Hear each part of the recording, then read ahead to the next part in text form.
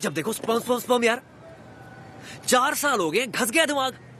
Sperm से थोड़ा ऊपर आकर देखो, हार्ट नाम की चीज होती है। यही वो सीन है जहां मैं सोच में पड़ गया था जब मैंने ये फिल्म पहली बार देखी।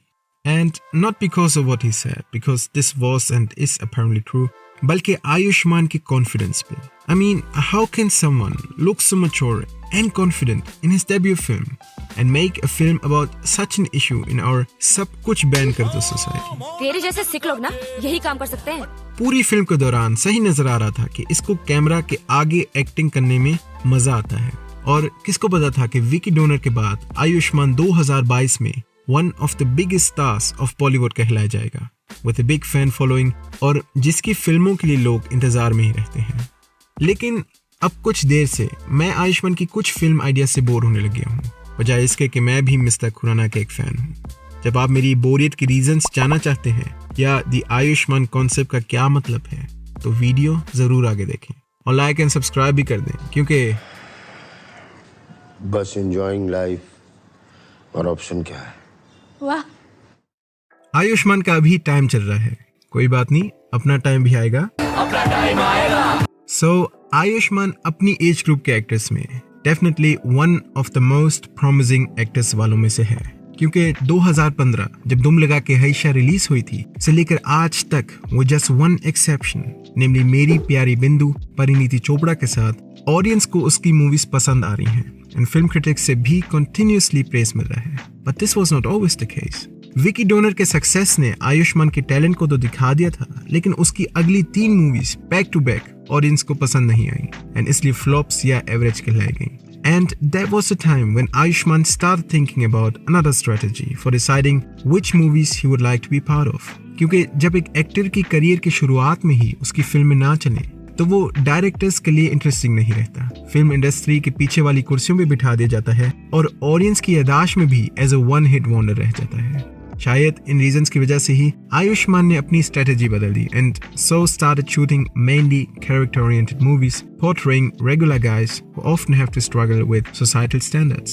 His first film was already about such a societal standard, namely the taboo of sperm donation, in which he regularly donates his in exchange for a good amount of money and keeps this from his family until they find out. And since 2015, all his comedy movies were relying on some socially critical issue. Exceptions were just 3 of his movies, maybe 4 with Bareilly Ki Barfi, which had just a handful scenes being socially critical. हम अगर लड़का होते तो सब सही होता ना, कोई कुछ सवाल नहीं करता। इस तरह से मूवी दुम लगा के हैशा एक ज्यादा वजन वाली औरत के साथ शादी के बारे में है, शुभमंगल साधवन बॉडी डिसफंक्शंस के बारे में, बधाई हो लेट एज प्रेगनेंसी के बारे में, ड्रीम गर्ल डिप्रेशन और तन्हाई के बारे में, बाला गंजे होने और कुछ हद तक कालेपन के बारे में, शुभमंगल ज्यादा साधवन गे रिलेशनशिप्स के बारे में, और आयुष्मान की चंडीगढ़ करे आशिकी भी अपना फोकस ट्रांसजेंडर पर रखती है। इसे देखा जा सकता है कि हर मूवी एक टैबू के बारे में है जो हमारी सोसाइटी में मौजूदा है और जिस वजह से बहुत लोगों को आज भी सफर करना पड़ रहा है। ताकि ये इश्यूज टैबू बनकर हमारी दुनिया में ना रहें, आयुष्मान ये मूवीज बनाता है ताकि देखने वाले को नजर आए कि सोसाइटी यानी हम खुद नॉर्मली इन इश्यूज पे कैसे रिएक्ट करते हैं और इस सोच में बदलाव कैसे आ सकता है। यही बदलाव वो फिर अपने खुद प्ले करते हुए कैरेक्टर के थ्रू दिखाता है। मुझे ये सारी आयुष्मान की मूवीज पसंद हैं, मैंने सारी देखी भी हैं, कुछ तो कई बार, लेकिन इन मूवीज में मेरी सबसे फेवरेट चीज आयुष्मान के को एक्टर्स हैं। यहाँ तक कि मेरा ये मानना है कि वो को एक्टर्स कुछ हद तक आयुष्मान के कैरेक्टर को ओवरशैडो कर देते हैं, जैसे कि बधाई हो में गजराज राव अपनी कॉमिक टाइमिंग के साथ सबका अटेंशन अपनी तरफ खींच लेता है। मेरा तो ये भी मानना है कि उसकी बहुत सी फिल्में उनको एक्टर्स की वजह से ही चलती हैं, क्योंकि and let's be honest here, Ayushman is always playing the same character only in different physical conditions, just like John Abraham. Sorry, bad comparison. John Abraham तो अपनी हर मूवी में एक पैट्रियोटिक हल्क को खेलने की कोशिश में रहता है,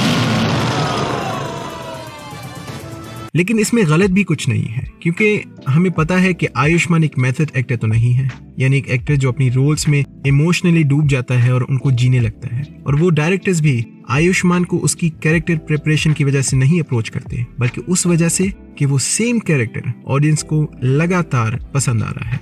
in short, it means that this same character still making a lot of money for the directors and producers. और जैसे +58 शाहरुख खान अभी तक अपनी मूवीज में एक 25 साल यंगस्टर्स को प्ले करता है, वैसे ही आयुष्मान को भी वही सेम रोल प्ले करने की इजाजत मिली हुई है। यानी एक यंगस्टर जो अपनी फैमिली एंड फ्रेंड्स से अनॉयड रहता है, लड़कियों के पीछे लगा रहता है या अपने आप को हीरो समझता है। डायरेक्टर्स और प्रोड्यूसर्स अपनी मूवीज के साथ पैसा भी कमाना चाहते हैं, आखिर वो भी इंसान है, सुपर रिच इंसान, and that is why we have to accept these kind of repeated roles. Okay, तो अब आप सोच रहे होंगे कि यार फिर प्रॉब्लम क्या है? Well, इन कॉन्सेप्ट मूवीज जिनको हमने इस वीडियो में द आयुष्मान कॉन्सेप्ट का नाम दिया है, इनका प्रॉब्लम उनका थर्ड एक्ट है। जो कॉन्सेप्ट मूवीज का शब्द नहीं जानते, let me explain. Concept movies आमतौर पर एक सेंट्रल इशू को लेकर चलती हैं, जैसे लड़की मोटी है, बाल गिर रहे हैं या गे रिलेशनशिप्स को ले लो। क्योंकि इन मूवीज का फोकस ऐसी इश्यूज पे होता है, ये आसानी से मेन स्ट्रीम में मार्केट की जा सकती हैं और आमतौर पर इनका कंटेंट भी एक सेंटेंस के थ्रू समराइज हो जा सकता है। जैसे कि ज्यादातर मूवीज में होता है, कॉन्सेप्ट मूवीज भी एक 3 एक्ट स्ट्रक्चर पे बेस्ड है। पहली एक्ट में हमें मूवी के मेन कैरेक्टर जानने को मिलते हैं, दूसरी एक्ट में फिर एक प्रॉब्लम की वजह से मल्टीपल कैरेक्टर्स के बीच एक कॉन्फ्लिक्ट क्रिएट हो जाता है और आखिरी एक्ट यानी थर्ड एक्ट, यहाँ हमें उस कॉन्फ्लिक्ट का हल दिखाया जाता है, जिसमें मेन कैरेक्टर को कुछ एहसास होता है और ऐसी ही मूवी खत्म होती है। मेरे हिसाब से आयुष्मान की मूवीज में पहले 2 एक्ट्स अच्छी तरीके से बनाए जाते हैं। कैरेक्टर्स अपनी खूबियों और खामियों के साथ अच्छी तरह से प्रेजेंट किए जाते हैं। प्रॉब्लम या टैबू एक तरीके से पेश किया जाता है जिससे हमें अंदाजा हो जाता है कि सोसाइटी के इसके बारे में क्या सोच है। क्योंकि आयुष्मान ज्यादातर कॉमेडी मूवीज बनाता है, सोसाइटी इनमें यूजुअली हंसने और बुली करने का रोल अदा करती है और इस तरह से मेन कैरेक्टर को और उसकी प्रॉब्लम को सीरियस नहीं लेती। और ऐसे ही आगे का प्लॉट भी एंटरटेनिंग रहता है, यानी मेन कैरेक्टर को प्यार हो जाता है, उसको अपनी प्रॉब्लम के लिए एक टेम्पोररी सोल्यूशन मिल जाता है। टेम्पोररी सोल्यूशन कॉन्सिक्वेंसेस क्रिएट कर देती है जो आखिर में कॉन्फ्लिक्ट बन जाता है। लेकिन तीसरे एक्ट में आकर फिर प्लॉट कमजोर हो जाता है, क्योंकि जो सॉल्यूशंस प्रेजेंट किए जाती हैं ताकि एक टैबू ना रहे, वो सॉल्यूशंस आमतौर पर नाइफ होती हैं। चलो एग्जांपल्स के साथ एक्सप्लेनेशन देते हैं आपको। मूवी बाला को ले लो, जहां मेन कैरेक्टर एहसास कमतरी, इंग्लिश में इंफीरियरिटी कॉम्प्लेक्स का शिकार होता है क्योंकि उसके बाल गिर रहे होते हैं। पूरी मूवी के दौरान नजर आता है कि हाउ अनकंफर्टेबल वो इस इश्यू को लेकर है। जैसे कि उस सीन में जहां वो स्टेज पे अपनी मिमिक्री स्किल्स परफॉर्म कर रहा होता है, कुछ देर बाद उसके सर पे पहनी हुई टोपी गिर जाती है, लोगों को उसका बॉल पैच नजर आता है, वो हंसने लग जाते हैं और बाला इस एक्सपोजर की वजह से आगे परफॉर्म नहीं कर पाता।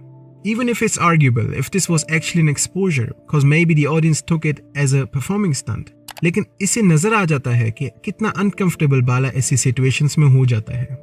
अब जब हम मूवी के एंड तक फास्ट फॉरवर्ड कर दें, जब उसकी वाइफ बाला से डिवोर्स लेना चाहती है because she cannot live and accept a man like that who is not even able to accept himself, जब बाला की अचानक से आंखें खुल जाती हैं, वो अपना हेयर लॉस एक्सेप्ट और अपना स्लोगन भी फ्रॉम गोरी लड़की चाहिए टू क्यों बदलना है चेंज कर लेता है। लेकिन बदलना क्यों है?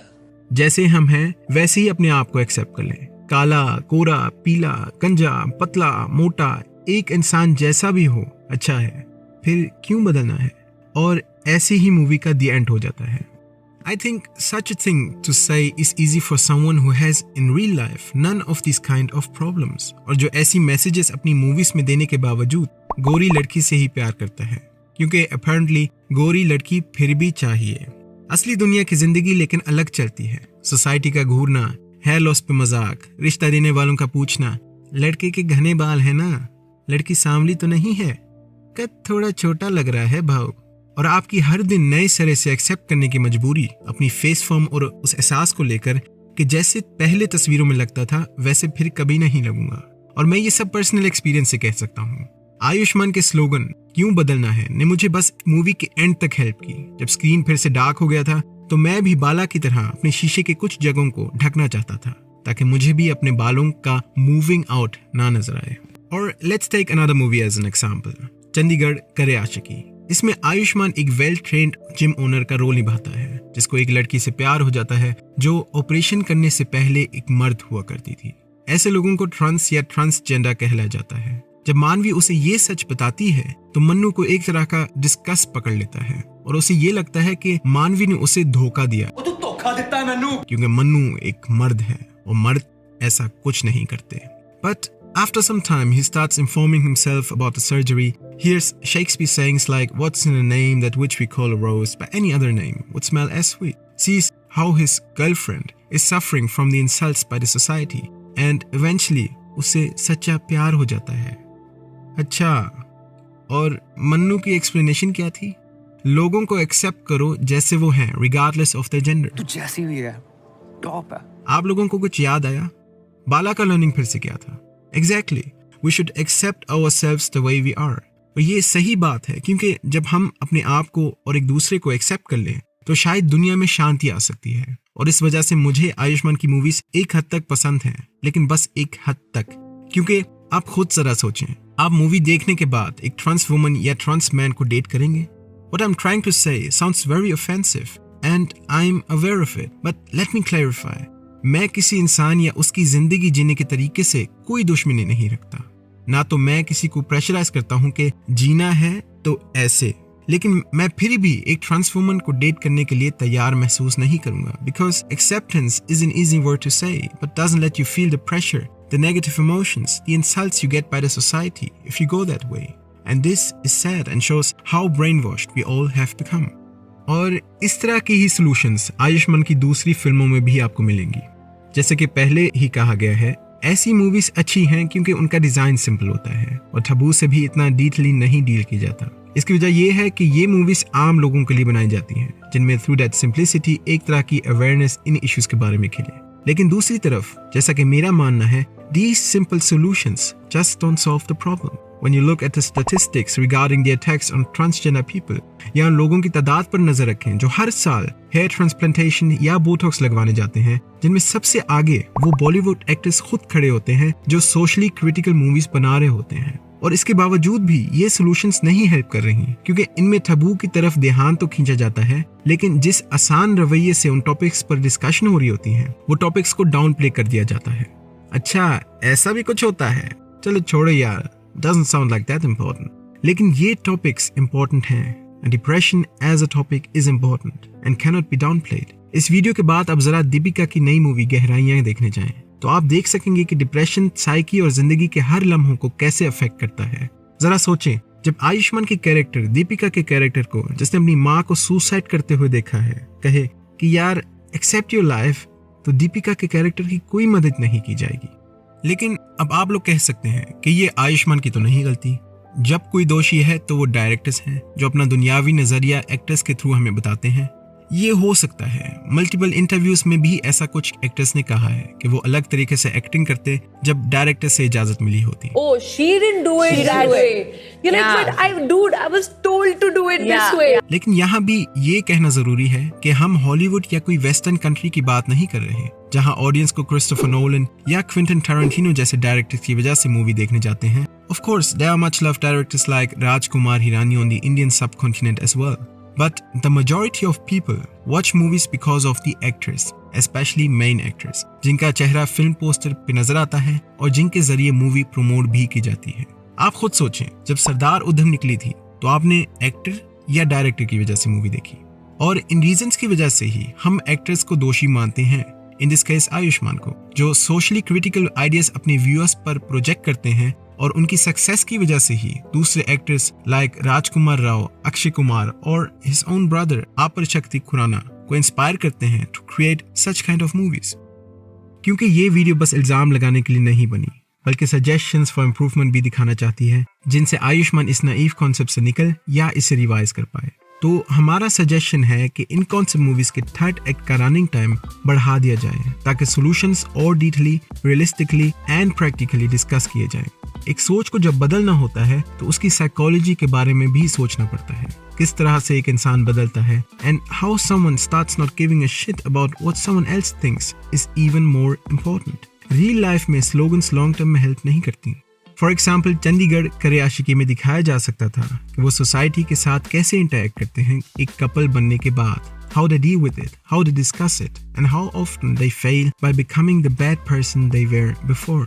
या बधाई हो में दिखाया जा सकता था कि वो सोसाइटी और एज अ फैमिली कैसे डील कर पा रहे हैं after the baby has come home. I mean, late age pregnancy के साथ मुश्किलात भी जुड़ी हुई हैं, लेकिन ये बस आइडियाज हैं। आखिर में इसे कैसे पेश किया जाए, फिल्म मेकर्स की जिम्मेदारी है। End of course I know इसे ऐसे बनाने में ज्यादा पैसा लगेगा, वक्त लगेगा, लेकिन इससे ये भी होगा कि हमें आयुष्मान की मूवीज हमेशा एंटरटेनिंग एंड एजुकेशनल लगती रहेंगी। आयुष्मान टाइपकास्ट नहीं हो जाएगा एंड मोस्ट इम्पोर्टेंटली सोशली एक सच्चा इम्पैक्ट क्रिएट होगा। तो आज के लिए इतना ही। आप लोग क्या सोचते हैं इस आयुष्मान कॉन्सेप्ट के बारे में? Let us know in the comments and don't forget to like and subscribe. See you next time.